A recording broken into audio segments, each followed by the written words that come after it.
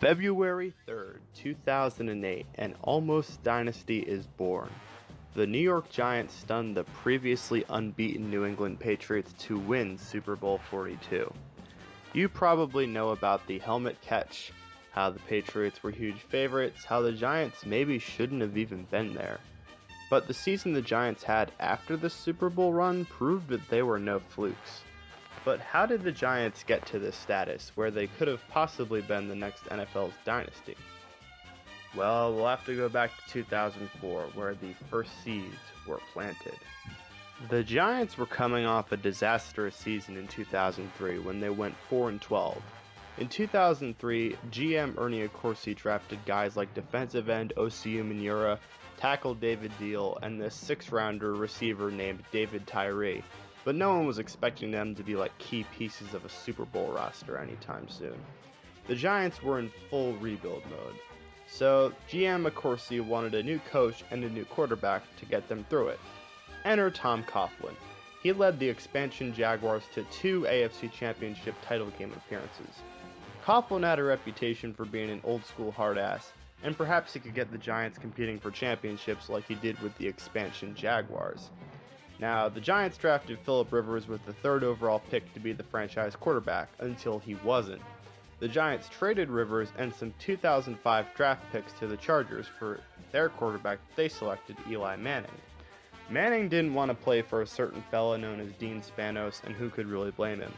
It should also be noted the Giants went on to draft guard Chris Snee in the 2nd round that year, a man who might have been considered for Canton had he made a few more Pro Bowls in his career.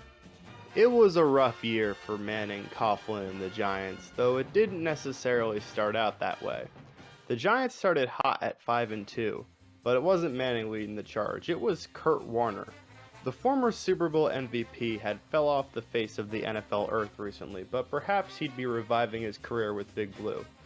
And then he lost the next 2 games, and despite the Giants still owning a winning record at 5-4, they pulled the plug on Warner. It was time to see what the rookie Eli had, and as it turns out, not much. The Giants went on to lose 6 straight before ending the season on a positive note, beating the Cowboys at home for Eli's first career win. The Giants finished 6-10 though, and they still appeared to have a lot of work to do.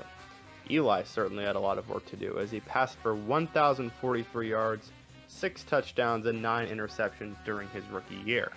It didn't help that a seemingly rebuilding team had only 4 draft picks in 2005. The Giants traded away their crucial first-rounder in this year's draft for Eli, putting a lot of pressure on Ernie Accorsi to find some gems in the rounds afterwards. And that's pretty much what he did. 3 out of his 4 draft picks turned out to be great for the Giants.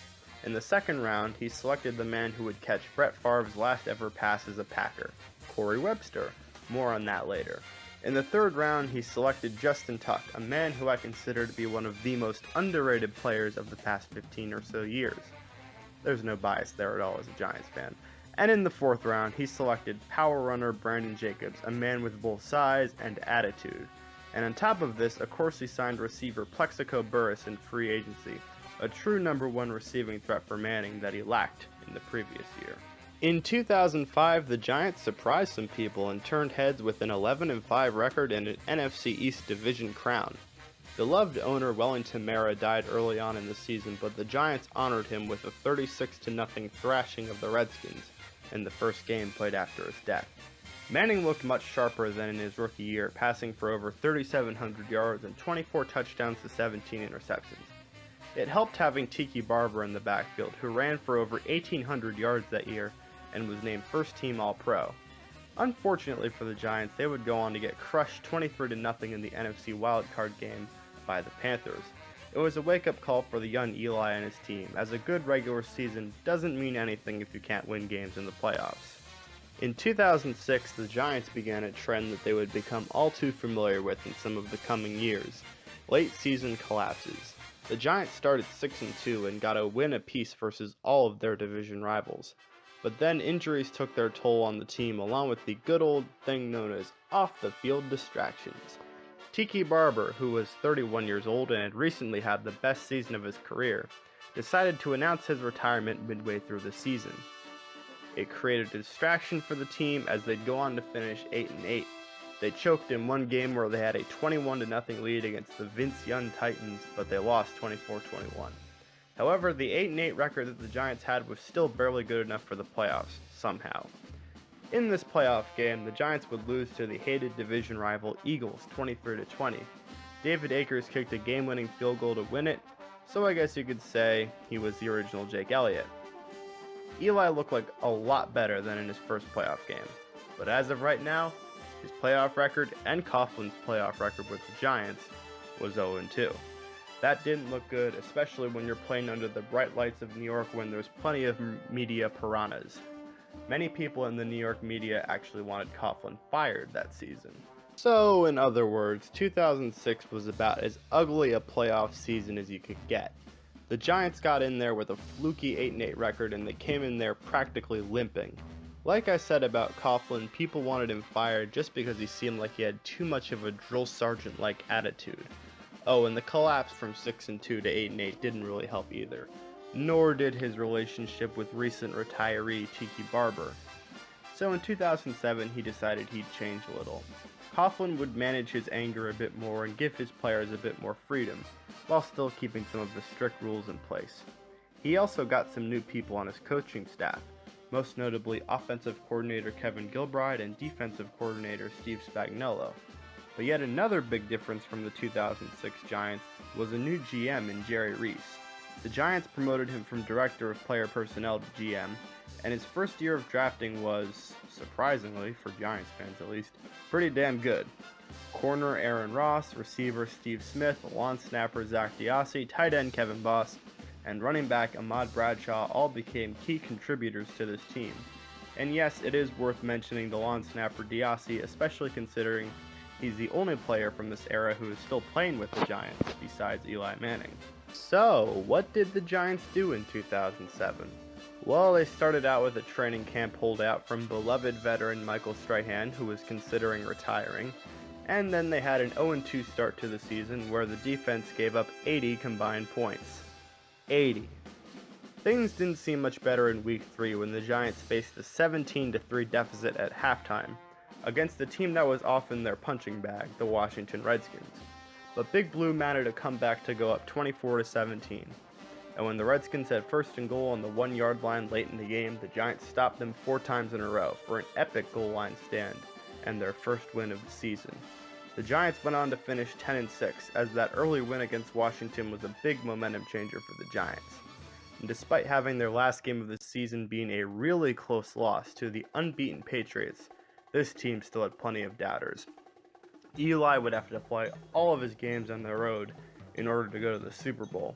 His playoff record was 0-2. The Giants were underdogs against the Jeff Garcia-led Buccaneers in the wild card round. They won. The Giants were 7-point underdogs against the Cowboys in the divisional round. This was a team the Giants suffered 2 double-digit losses against in the regular season. They won. The Giants were 7.5-point underdogs going into frigid Lambeau Field, where they were facing the legendary Brett Favre. They won. And then the 18-0 New England Patriots. No one was giving the Giants a chance again.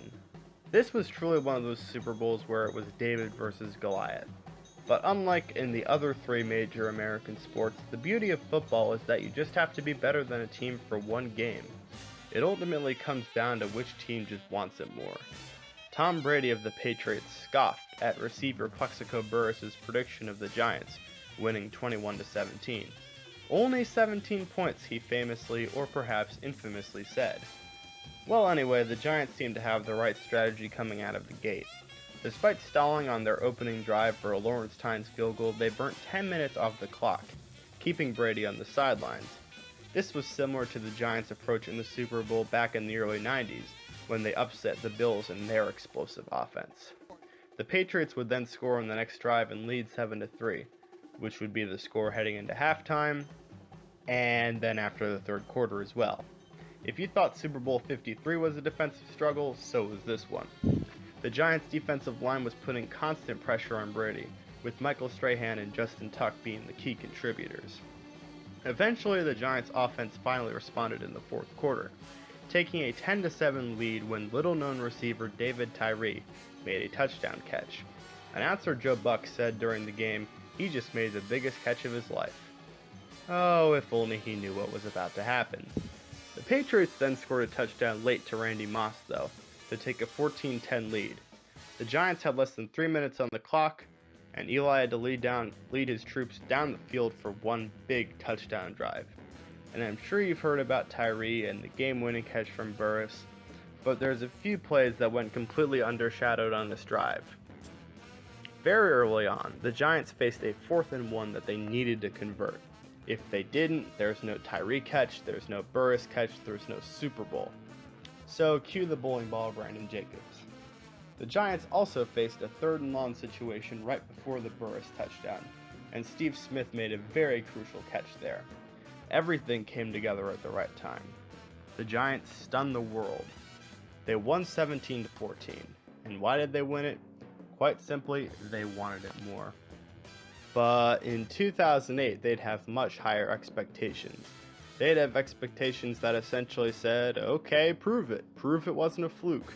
Prove that Eli didn't magically become Mr. Playoffs for 4 games. Well, it's safe to say that it seemed like the Giants did prove it was no fluke.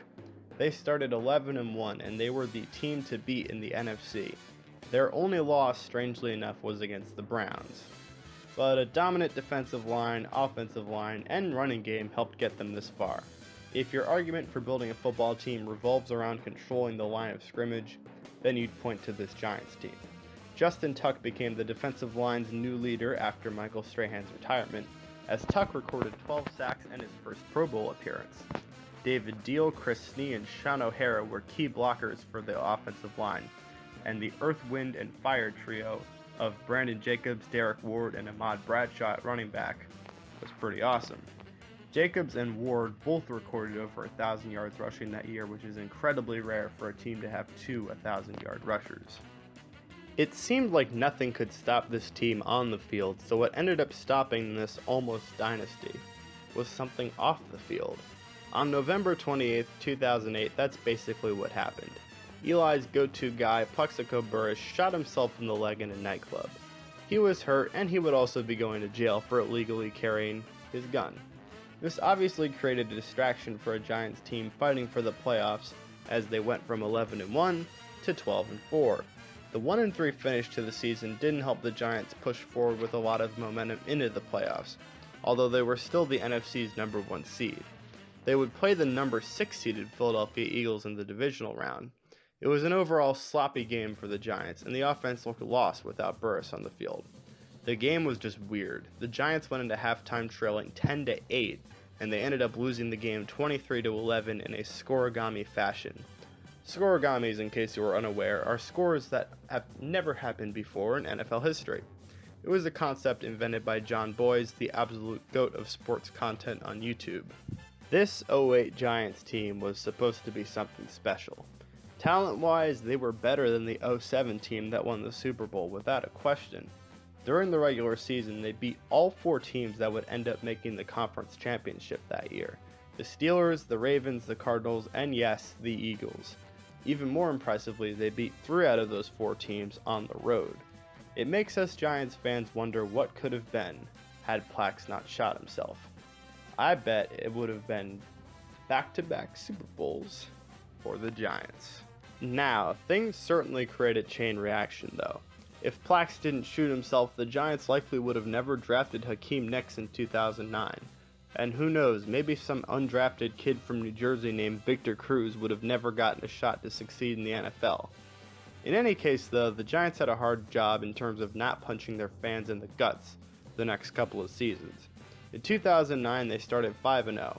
I should mention that I'm 17, so one of my first clear memories as a Giants fan is my dad excitedly telling me, "We're 5-0 after the Giants got off to this hot start in 2009. They finished 8-8 and missed the playoffs. The last 2 losses were by scores of 41-9 and 44-7, and I have very distinct memories of watching those 2 awful games. In 2010, the Giants would go back to their choking habits. They started the year 6-2 and headed into Week 15 with a 9-4 record, a playoff berth practically assured, so long as they didn't blow a 31-10 fourth quarter lead against the Eagles. And then one of the most traumatic moments of my childhood happened. The Eagles came back and won in incredible fashion, capped off by that infamous Deshaun Jackson touchdown. The Giants would finish the year 10-6 and out of the playoffs. Controversy once again surrounded Tom Coughlin, and his team was labeled a bunch of chokers, perhaps deservedly so. But Coughlin changed his message around 2011. His message essentially, I remember that year, was finish. As you know, you don't want to choke, you want to finish. And in 2011, you probably know, Coughlin and Eli won another ring, and they cemented their legacy as future Hall of Famers, at least in my humble opinion. But I can't help but wonder what could have happened in the years between 2007 and 2011. You had one team that made the playoffs as a number 1 seed, but stumbled in the last quarter of the season, then stumbled when they were actually in the playoffs. Then you had 2 teams that were certainly talented enough to get in the playoffs. Then you had Eli and a core that had already won a Super Bowl, that, if they were in the playoffs, they might actually be able to accomplish something, but they let choking get in the way, and they missed the playoffs. So the real question is, what if Plax didn't shoot himself? That's what we'll forever wonder. So here's to the late 2000s, early 2010s Giants. You were almost a dynasty.